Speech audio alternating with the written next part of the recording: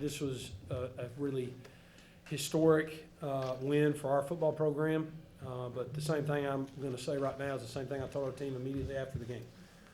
I told them early in the week that we could win this game, and we were going to win this game. We believed that we could do it. I think this team and this program has been undervalued for a really long time. I told them that this was our chance to arrive on a national stage because the team that we were playing is a very good team and a very well-run program. And I knew that it was going to be a challenge, but this group rose to the challenge. We had a great week of practice. We competed like crazy. And, you know, it's like I told the team before the game, we built this team to win games like this. That's what we built them for. That's why we recruited the guys we recruited. That's why we signed and retained and kept the guys we kept. And that's why we coach the way that we do, to win games like this, to win playoff games, to be special. And this is a championship level football program.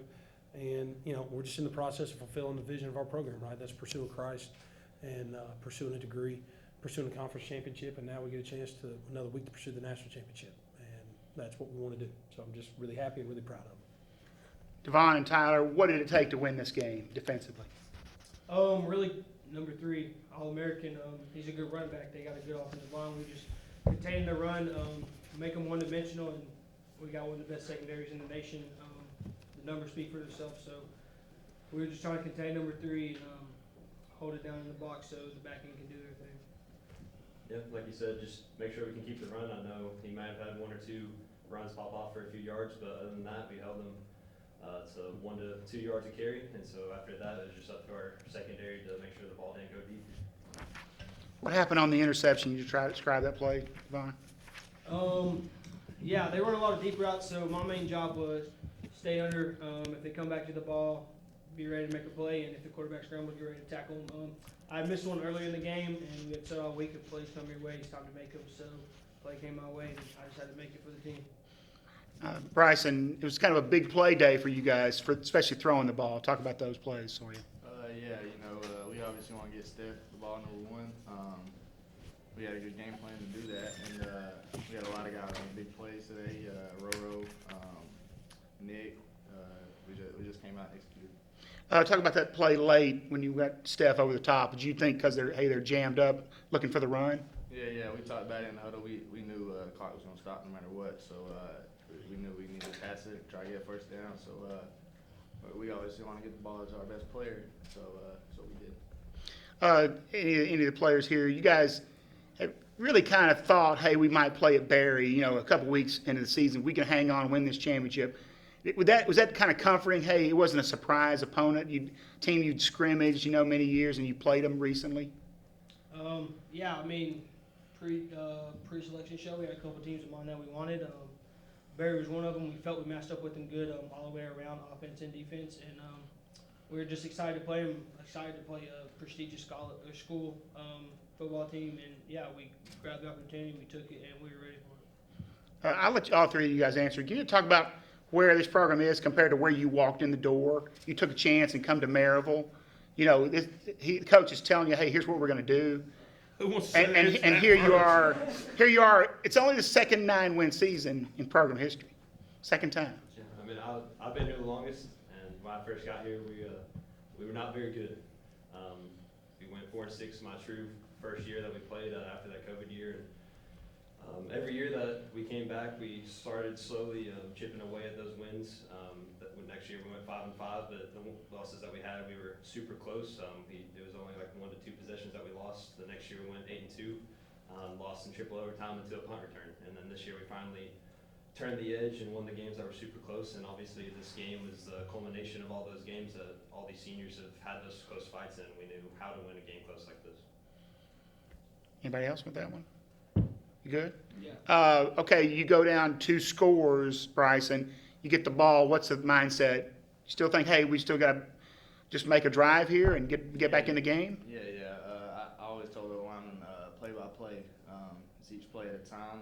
These are playoffs, and each play matters. So just trying to get into their head that after the play's over, it's over, whether it's a flag, whatnot. You know what I'm saying? Just play each play at a time. Go 100% every play, and that's what we did today. And talk about your running game today. Yeah. It's all right, I guess. No, the team. Oh, Yeah. yeah, Claiborne. Yeah, you did Yeah. just all right. Yeah. You had 7 for 33. You were Yeah. just okay. Yeah, we had great backs. We obviously had Bryson Claiborne come in. He was a big role. Griffin Sweeney, he wasn't here with us today, but he played a big role this season. Jay Abner, Mac, those guys have always they don't really have a coach, so they all guys who just keep going at practice and you know what I'm saying, just keep fighting and finding a way to get on the field. But yeah, it was credit to the O-line. They're the ones that make the holes for those guys. Is there anything better than playing football Thanksgiving week? I mean, that means you're doing pretty well, right? Yeah, it's a fortunate situation to be in, and we're ready to take advantage of it and get ready to it next Saturday too. Nice. Coach, talk about you came to this program. What's happened, you know, since you've built it from where it was to now, and like I said, second 9-win season. Yeah, you know, there's an old saying. I was in the middle of my first year here when we were 4-6, and I saw a tweet, and I was just like scrolling, and I saw it, and it was a quote from Bobby Bowden about the steps of rebuilding a program, right? And it's when you first get there, you got to lose big, and then when you get a little bit better, you lose close. Then you got to get a little bit better, and then you can win close, and then you can win big. And it took me a long time. It took our team a long time. And there was times when we were 4-6 and 5-5. I'd have to stand on the sidelines, and we'd be right in the game, especially the 5-5 season. We'd be right in the game, and then we'd lose at the very end, or something would happen. We weren't quite ready to make the plays. I have to remind myself, you don't get to skip steps. When you build something and you build it correctly, you don't get to skip steps. You got to build a firm foundation, and we had the right people. We've always had the one thing that we've had here at Maryville is we've always had the right people in the locker room, the right players and the right coaches that were pulling in the same direction and understood exactly what this place was and wanted the things we wanted. And so I'm just, yeah, you know, you don't get to skip steps, and so here we are. You know, this was our turn. This is our time. That's what happens when we've built this way. This is your time to win big, and we've been able to do it. And you know, look, we know there's going to be a lot more challenges ahead of us. Like this is the first round, right? This ain't the Super Bowl. This is the first round. The games are only going to get harder, right? And you know, I told the guy from the Rome paper after the games, you know, what do you think about, you know, having to go play DePaul? I said, well, look, man, it's my experience in Thanksgiving football is that everybody that's playing is good, but that means we are too. And I wanted our team, and I wanted our school, and I wanted our people to know that we're good too. And so we're excited about being here, and we earned the right to be here. This was not a gift. We earned it. What's your plans this week? How are you going to handle practice? And, you know, just the same old? Yeah, I mean, you know, I'll be honest with you. I've thought a little bit about it. I've got to sit down and really scratch out what our travel itinerary is going to be. I don't know.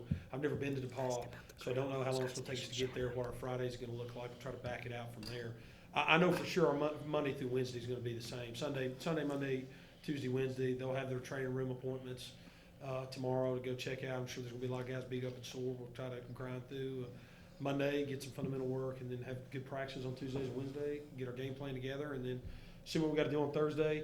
We'll figure out how we're going to feed these guys. You know, the travel squad will be fun. Have Thanksgiving together. It's really special. This will be, you know, 2 of the guys did it in high school, a good bunch, you know, and this will be our first time. You know, for some of these other guys, Vaughn, it's okay, buddy.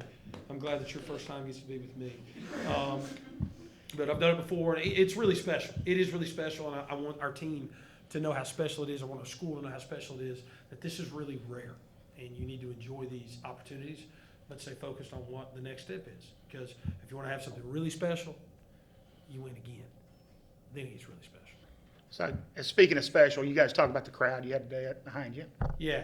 I mean, look, the football here at Maryville means a lot to a lot of people, and we've played for over 120 years. And, you know, it's really special for our guys. We walk onto the stadium, we walk by that captain's walk and see all those names of the greats that have been there, including these 3. They're going to be there for a long time, forever. So for every other team, they're going to measure themselves, and they look at the captains, these 2024 captains, what this team has done. That's how they measure themselves, right? But they traveled really well. I mean, there was a lot of alumni people were texting me, hey, we're coming, and it was really fun to see. It looked like we had as many as they did, and that was really special. You know, I think that's because our people were excited.